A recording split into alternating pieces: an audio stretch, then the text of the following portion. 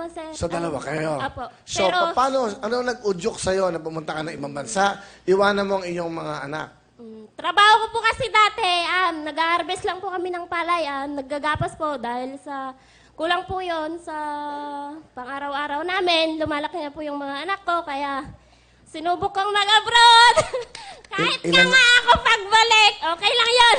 Abroad po ako ulit! Ano din po sabihin kahit nga pagbalik?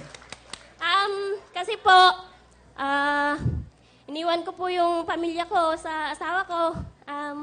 Wala po eh. Hindi ko alam kung saan napunta yung pinapadala ko. Yung pinapadala niya. So, inabutan mo yung asawa mo?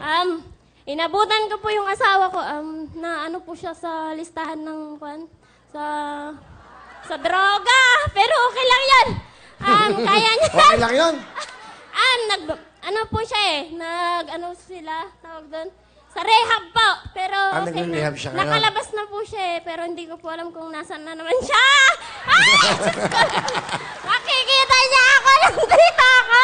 Channel 7! Yung dalawa ko pong anak, hindi rin po nila alam, pero gusto ko po sanang makita ko nung panganay kong anak. 8 years old po siya.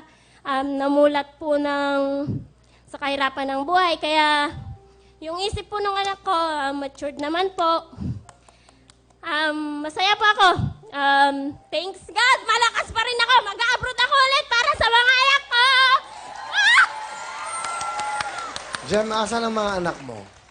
Yung mga anak ko po, pag minsan, dun sila sa lola nila sa father side nila. Pag may trabaho naman yung mga lola nila, mga tita, punta sila sa nanay ko. Nasaan sila ngayon? Nandun po sa province, sir. Ano probinsya? Aurora province po. Sa Batiin mo Dipakulaw! Baka taga Dipakulaw! Diyos ko. Jem, batiin mo yung mga anak mo. Anak, Ira anak, si mama, mag-abroad ulit kasi anak, alam mo na yun anak. Kasi po, yung anak kong panganay, sabi po niya, nung nagpaalam ako na anak, siguro nitong susunod na buwan, kung masilik na si mama, babalik ulit ng abroad. Sabi po nun, basta sabi ko po sa kanya, kaya namin to! Anak, andito si mama, kay Wawa Will. Andito sa Cherry 7 si mama, anak. Pasensya muna, anak. Ngayon, taste lang muna. Makakaraos din tayo, anak. Yun lang po. Mahal na mahal kayo ni mama, anak.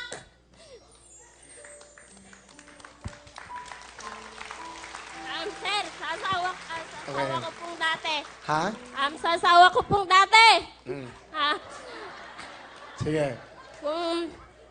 Kung nasaan ka man, kasi hindi ko naman alam kung nasaan ka, kung nakikita mo ako dito, nandito ka sa Wawawin. Kapag, sana naman, huwag mong papabayaan yung mga anak natin kasi hindi pa nila alam yun. Gusto ko, ipadama mo din sa kanila na nandyan ka pa rin lagi para sa kanila kasi ako, mag-a-abroad ako ulit para sa mga anak natin yun. Kung di man maganda yung pass na yun. Mag-a-abroad ako ulit. Ipagpipray pa rin kita!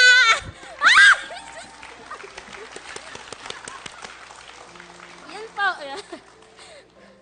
Alam mo, Jem, nakikita ko sa'yo, fighter ka, malakas ang loob. Kaya to ako! Kaya to, Will! Kayang-kaya!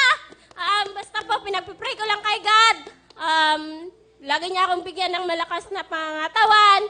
And then, yung mga anak ko, ganun din sa papa nila. Sana mabuksan po yung puso't isip niya. Sa mga lolo't lola niya po, sa mga tita niya, maraming salamat po. Kasi, inaalagaan niyo po yung mga anak ko. Yun po. Salamat po sa inyo. Yun lang po.